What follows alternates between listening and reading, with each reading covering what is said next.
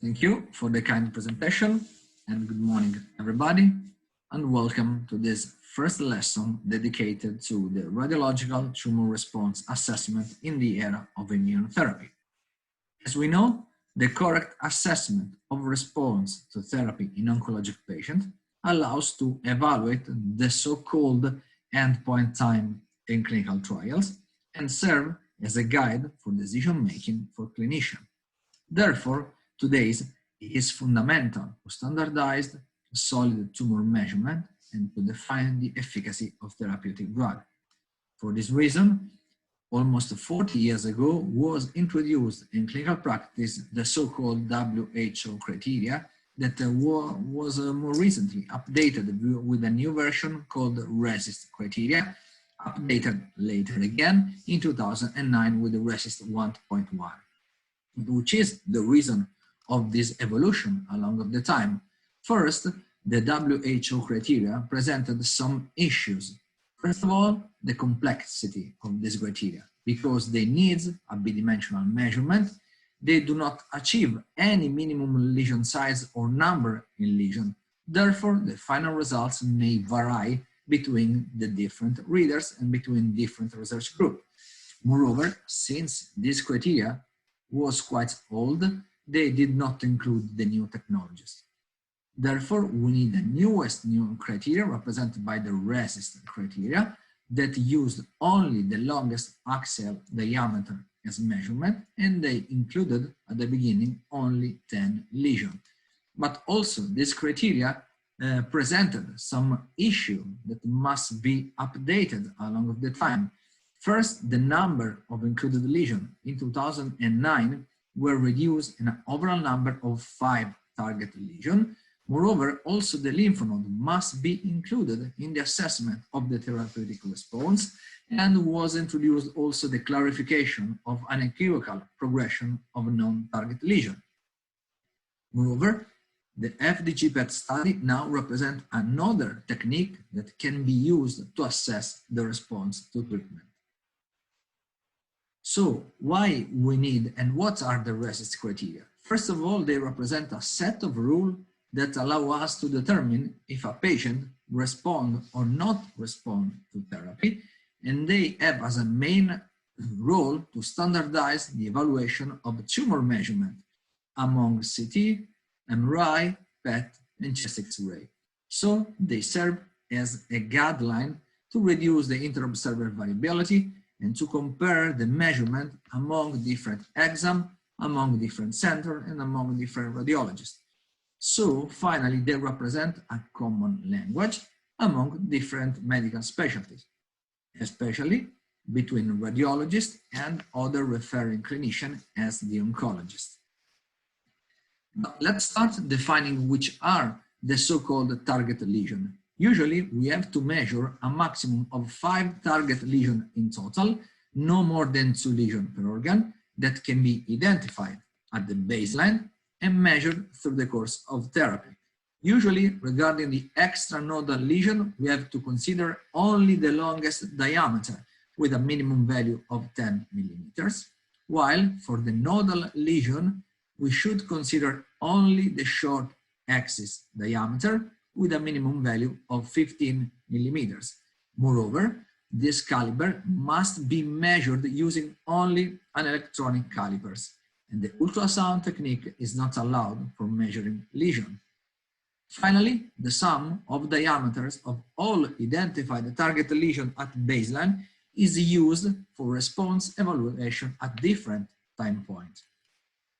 Moreover, we have to define which kind of lesion can be measurable and differentiate it from those not measurable. We should consider as measurable lesion this solid alteration with a minimum diameter of 10 millimeters at CT, MR or PET CT, while regarding the lymph nodes, we should consider those one with a minimum short axis of 15 millimeters. While if we try to work with chest X-ray, we should consider the minimum diameter as 20 millimeters. Moreover, also the bone alteration can be considered as a measurable lesion. In this case, we should consider the lytic or mixed one, in which we are able to recognize some soft tissue, again with a minimum diameter of 10 millimeters, both with CT or with MRI. While regarding the so-called non-measurable lesion, are those lesions that cannot be quantified in a simple way, like the small lesion, so with a maximum diameter less than 10 millimeters, or the fluid component, like the ascites, the pleurocardial effusion, the pleural effusion, or some alteration like the lymphangitis. Moreover, the cystic or necrotic lesion should not be included in our measurement. Well, to summarize, the RECIST 1.1 include 5 target lesions, 2 lesions per organ, for a maximum of 5 alterations.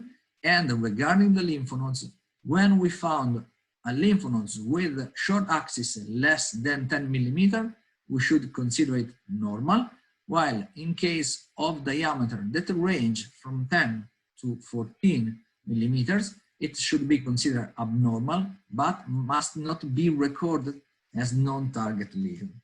Moreover, during the follow-up, in case of complete disappearance of all lesion, the final value will be 0 millimeters, while if lesions remain visible but are too small to be confidently measured, they should be assigned a measurement of 5 millimeters.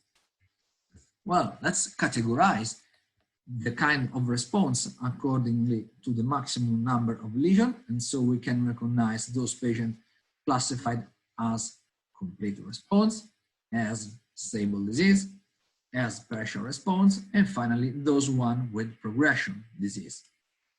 Let's define the complete response group. Complete response will be those patients that will experience a complete disappearance of all target and non-target lesion. They must have a residual lymph nodes with short axis diameter less than 10 millimeters, and finally no new lesion will develop. While regarding those patients with partial response are those ones that will experience a significant reduction of more than 30% in some of all target lesion in longest axis measurement compared to baseline, obviously, and no progression of non-target lesion. And finally, again, no new lesion must be developed. While regarding progressive disease, are those patients in whom we will appreciate an increase of more than 20% in the sum of target lesion, or the development and increase in maximum diameter of non-target lesions, so with a progression as well, or finally the development of new lesion. While patients with stable disease are those groups in which we will observe an insufficient reduction of tumor to assign it a partial response, so less than 30%, and an insufficient increase of a tumor to define them as progression, so less than 20% increase. In this slide, let me show you some example of typical category of response.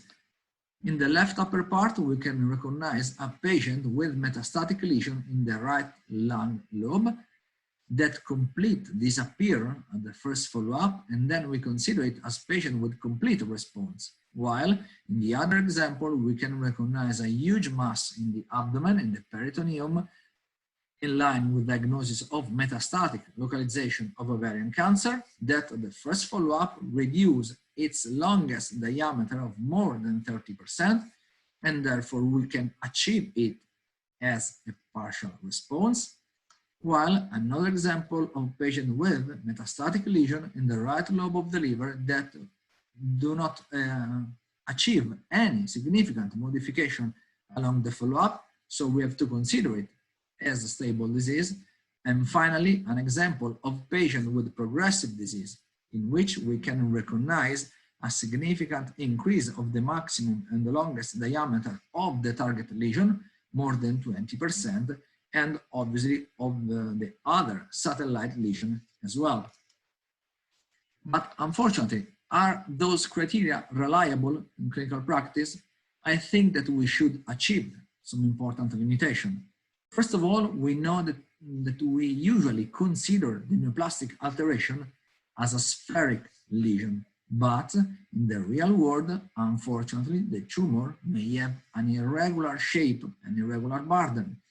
And this kind of manifestation is more typical in lung cancer.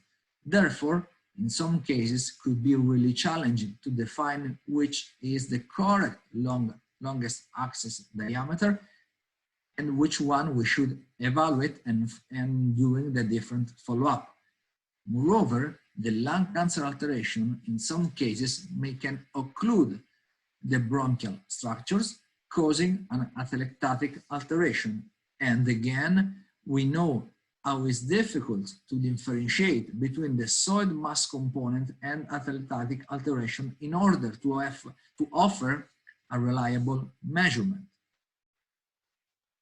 Finally, again, in lung cancer patients, the neoplastic lesion in some cases may be characterized by development of air component, and like in this example, the longest diameter will remain the same, but fortunately for the patient, in this case, we cannot recognize any solid component inside due to the good response to treatment. Moreover, more recently, the introduction of new kind of drug for those patients called immunotherapy treatment caused the development of a new kind of response criteria because this new drug has a different mechanism of action. And so we can say that the resistance now is not set in the stone.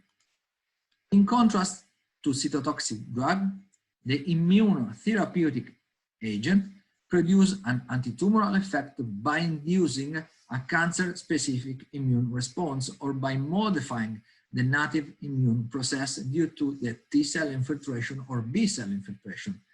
This kind of response will result in clinical response that may manifest as an initial increase in size of the lesion due to the massive infiltration of our immune system, and we should call it as pseudoprogression. The pseudoprogression, so, is defined as an increase in size of the primary tumor or the appearance of new lesion followed by tumor regression. And this phenomenon is due to, again, an infiltration and the recruitment of several immune cells, such as T or B lymphocyte inside the tumor. Therefore, it may lead to an early suspension of immunotherapy after an initial progressive disease according to WHO criteria or RECIST criteria. That could be not appropriate in this case if this increase is not confirmed during the long-term follow-up. So the longer follow-up time is needed to correctly assess the tumor response to therapy. And let me show you a typical example of patient with metastatic melanoma characterized by several metastatic alterations in the left lung. At the first follow-up, after 6 weeks of treatment, we can appreciate the significant increase in longest diameter regarding the target lesion and regarding also the satellite lesion. So, according to RECIST criteria, we should suspend the treatment with immunotherapy. But if we wait for the next follow-up 8 weeks later, in this case, we can recognize the significant shrinkage of the lesion and some of the metastatic alterations are not recognizable anymore. This kind of example will express the importance of long-time follow-up, and this kind of pseudoprogression can be typical of metastatic lesion, not only on the metastatic alteration, but also in the primary site. In this case, we are recognizing a patient with a solid lung cancer in the right side with a maximum diameter of 62 millimeters. 6 weeks after the treatment with immunotherapeutic drug, we can recognize an increase in the longest diameter, but also in shortest diameter as well. And again, theoretically, we should suspend the treatment, but waiting 6 weeks later, this alteration will be characterized by significant shrinkage, with the longest diameter of 52 millimeters. And finally, 4 months later, the lesion is characterized by further reduction in maximum dimension and reduction of the overall volume. Again, it highlights the importance or the long time waiting to correctly assess the response to immunotherapy. And we should call this kind of progression as atypical response.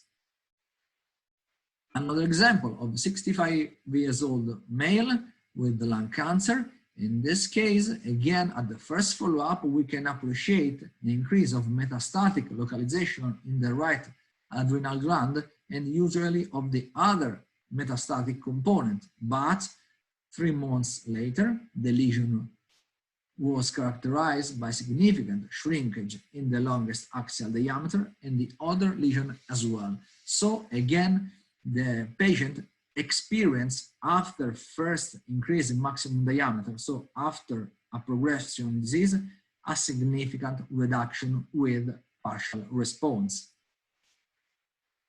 Moreover, the use of immunotherapeutic drugs may cause, along the follow-up, the development of some lung alteration like these ground glass opacities that must be differentiated between the metastatic lesion. In this case, we are in front of pneumonia alteration, and the only way to determine the correct response to treatment, again, is to wait for the next follow-up. Longer is the follow-up, best will be the correct assessment to treat response. Finally, more recently, less than 2 years ago, a new kind of atypical response has been introduced in clinical practice. And this kind of response was defined as dissociated response that is characterized by a concomitant increase in size of some target lesion associated with a decrease or stability in other elements. Usually, it occurs more frequently than pseudoprogression because it ranges from 70 till 22% of patients treated with immunotherapy.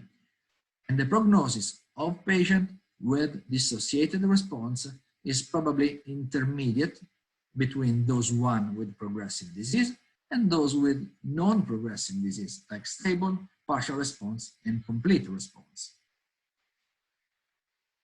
And also in this case, let me show you an example from our series. Patient with a solid neoplastic component in the left upper lung lobe associated with metastatic alteration in the perihilar area. At the first follow-up, the patient was quite lucky because we assisted at significant reduction of the longest and shortest diameter of both lesions. But unfortunately, at the third follow-up, the alteration localized in the left upper lung lobe was characterized by significant increase in the longest diameter, while the lesion in the perihilar area, the lymph node, significant shrinkage itself. And so for this case, we have different behavior between the two target lesions, and we have to define this patient as one with dissociated response. Well, regarding the immunotherapy, we can say now that the RECIST 1.1 criteria that was designed to detect the early effects of cytotoxic agent cannot differentiate pseudoprogression from progressive disease, and thus novel immune-related response criteria was developed. In fact, in 2017, in the Lancet Oncology was published a new paper dedicated to the so-called immune resist criteria, dedicated and applied in those patients that undergo immunotherapy treatment. Why we call it we call it I-resist? The term I refers to immunotherapy, and the most important thing is the creation of a new time point that must be used in those cases in which the patient experienced a RECIST 1.1 progression. Moreover, we should remember that they are not guidelines to determine the treatment decision making, because according to the high resist, we should consider also the clinical condition and so the clinical status of patient. So moving from resist criteria to high resist, the classification would be changed from CR to immune CR, SD move to ISD, and partial response to IPR.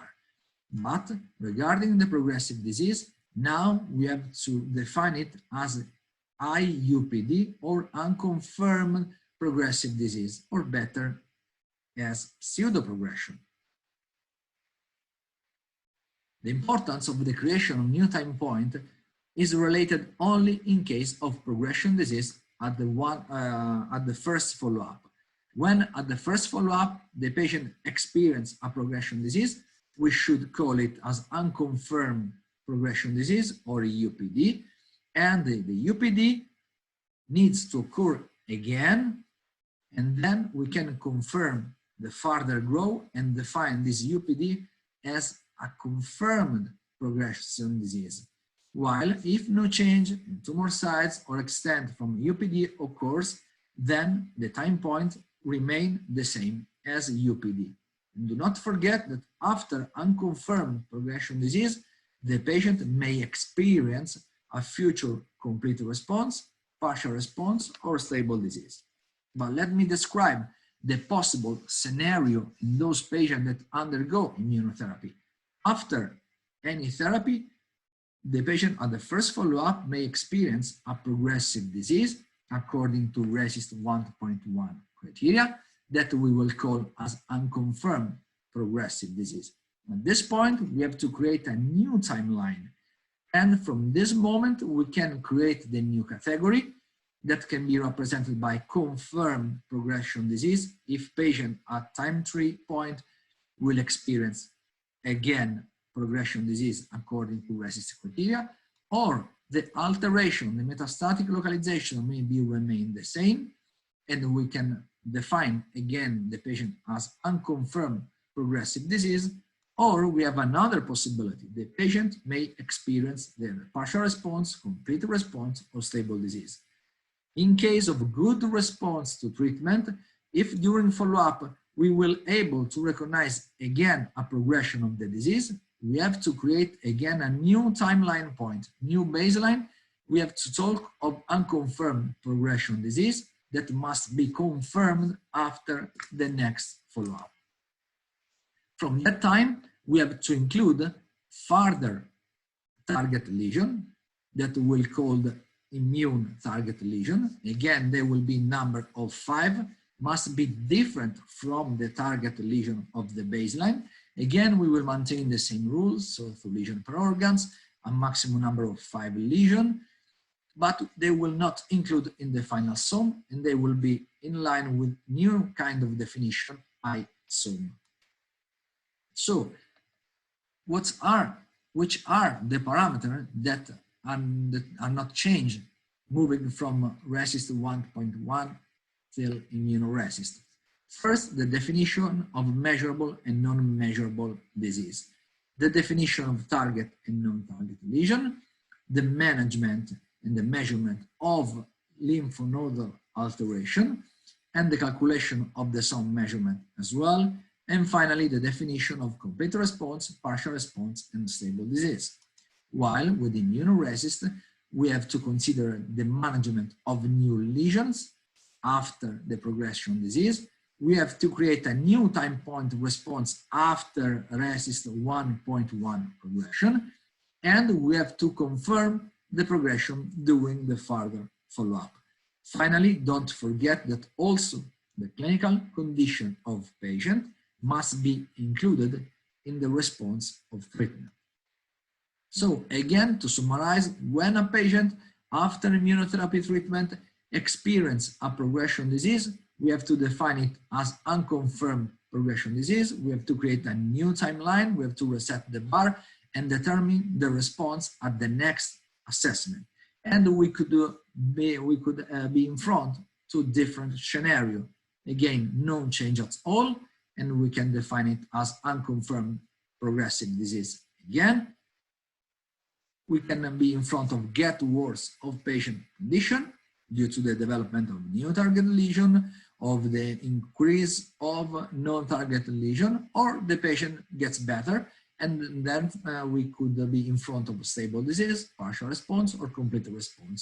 But after this kind of response, again, the patient may experience again a progression disease, and we have to define again it as unconfirmed progression disease, and it will express the importance of this kind of dynamic time point during the follow-up and during the treatment with immunotherapy. So, to summarize this first part of lesson, the RESIST 1.1 represent to date the reference standard to assess the response to treatment. Because they are simple criteria, they are easily reproducible with a rapid elaboration in order to evaluate the cancer response in a systemic way. Unfortunately, the RESIST criteria consider only the tumor dimension, and diameter variation not always corresponds to the real response to treatment. Therefore, today, we need further criteria that take in account not only the morphological alteration, but also the physiological and functional characteristics. And for this reason, in the radiological world, we have to move further by applying a new technique, like the functional imaging, that can be used both with CT, with MRI, or with PET-CT, and can be represented by the perfusion imaging, in which we are able to offer qualitative information regarding the maximum diameter and regarding the brightness of lesion, but we are able also to offer quantitative information related to the blood perfusion of neoplastic lesion. And usually we can observe a significant reduction of vascularization or development of necrotic alteration inside the neoplastic alteration after immunotherapy. But with the new functional technique, we can offer information also regarding the tissue cellularity, like with the diffusion weighted sequences, that are specific sequences able to analyze the movement of water molecule along of the space. And in case of tumor, due to the increase of cellularity, we can appreciate a reduction of the water molecules on along the analysis area. Therefore, it can be quantified by measuring the so-called apparent diffusion coefficient of water molecules. Higher is the movement of water molecules, more healthy will be the tissue, while lower is the diffusivity of water molecules, higher will be the level of neoplastic component. Going further, maybe in the next year, if we are lucky, we will be able to work with new kind of contrast media that use specific vector, also called the nanoparticle, that will have a specific interaction with the receptor of the wall of the neoplastic cell. So we can combine the specific vector that can be a virus, a protein, or fat with specific contrast agent, creating a new molecule that will be specifically delivered to the tumor cell receptor. In this case, we can be able only to analyze the kind of the response to treatment. And now I would like to thank you for the kind attention.